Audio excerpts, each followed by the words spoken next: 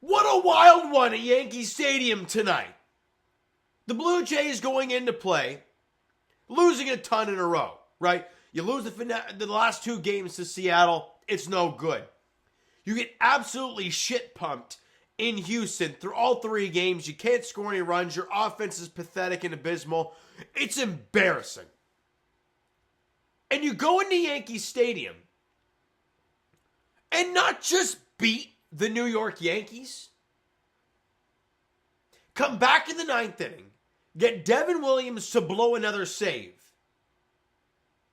and the Blue Jays come from behind to beat the Yankees 4-2. What a wild one, and what a day for Alejandro Kirk. We'll get into that in a minute. No offense the entire game until the sixth. Look, as much as they scored 4 runs, and how many hits did they have in the ball game? 4 runs on 9 hits. They had a home run, had some clutch knocks.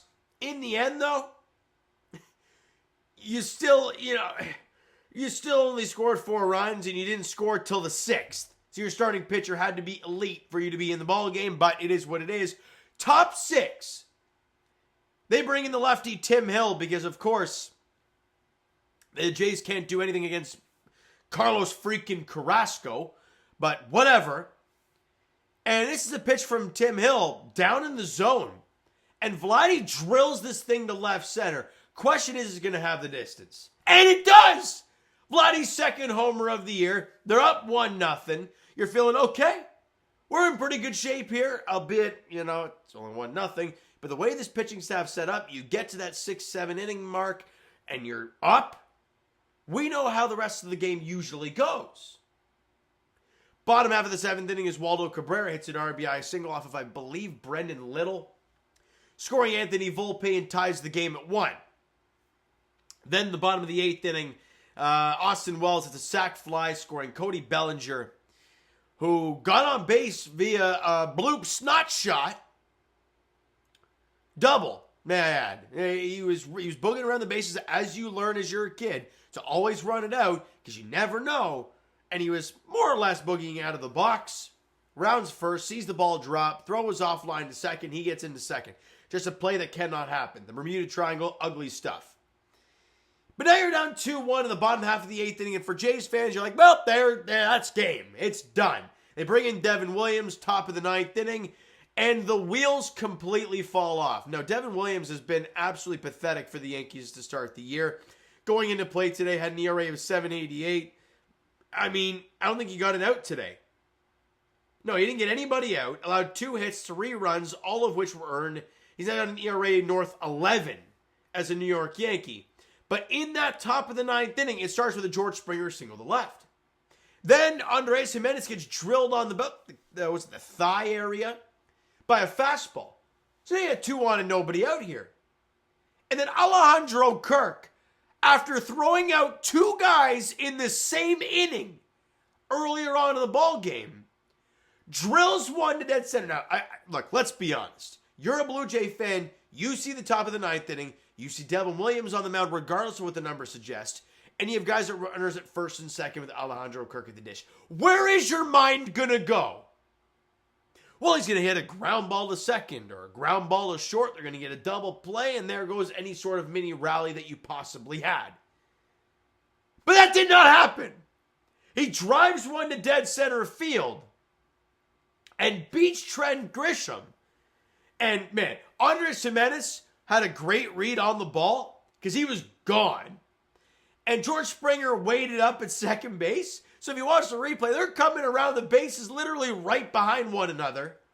Both runners come in. And the Jays now have the lead 3-2 in the 9th. They bring in Tyler Heineman to pinch run for Alejandro Kirk. They bring in Mark Leiter. And Addison Barger dumps a single in the left field, scoring Tyler Heineman. And the Jays double up on their lead. It's now a 4-2 game. Jeff Hoffman comes in, allows, I think it was a 2-out double to Ben Rice. But that's it. Gets the ball game done. And the Blue Jays pick up a 4-2 victory in the Bronx. I mean, again, I love that they came back. The emotion, those are fun wins to talk about. But in the end, you don't score till the 6th. You don't score off of Carlos freaking Carrasco. You're making Jose Barrios be perfect. And he was in his outing.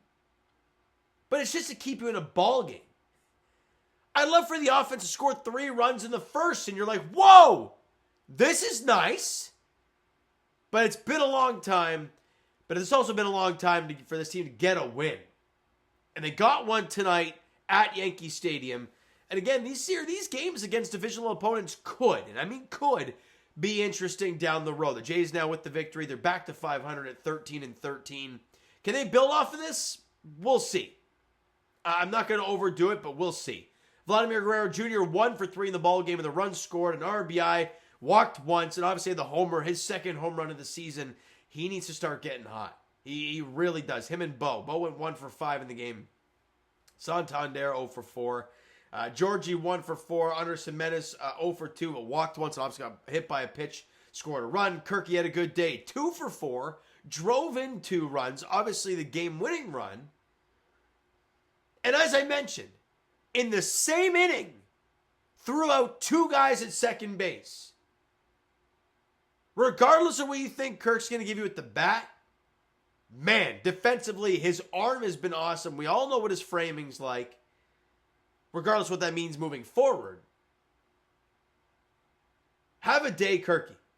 Addison Barger went 2 for 4 with an RBI. Nathan Lucas went 2 for 4. Jays had 9 hits total. Only struck out twice. Walked 2 times.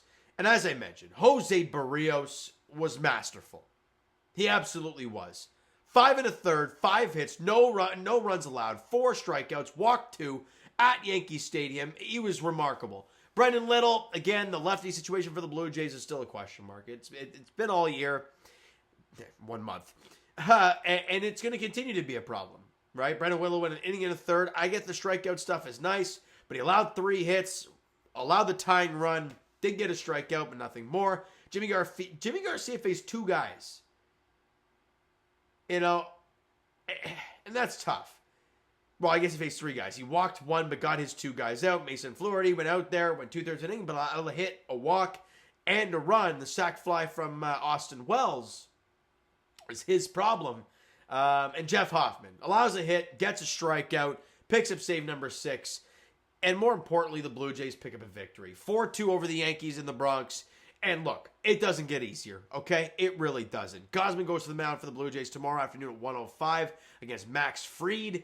And Chris Bassett against Clark Schmidt in the finale on Sunday afternoon, all right? So you know what, guys? That is going to do it for this one. If you enjoyed the video and the victory today, hit the like button. Do appreciate it. The subscribe button, you guys know that's already. Comment down below your thoughts on the video, thoughts on the game. Would you like, would you not like from today's game? For the Toronto Blue Jays, Twitter, Discord, Instagram, and of course, TikTok is down below, so follow up there if you haven't done so already. And I will talk to you guys Leafs edition tomorrow night. I'll be down in the square tomorrow. So if you see me, say hello. If not, I'll be doing the video later than usual, but it will be uploaded tomorrow night. Game 4, Leafs, Sens. We all know what the Leafs are trying to do.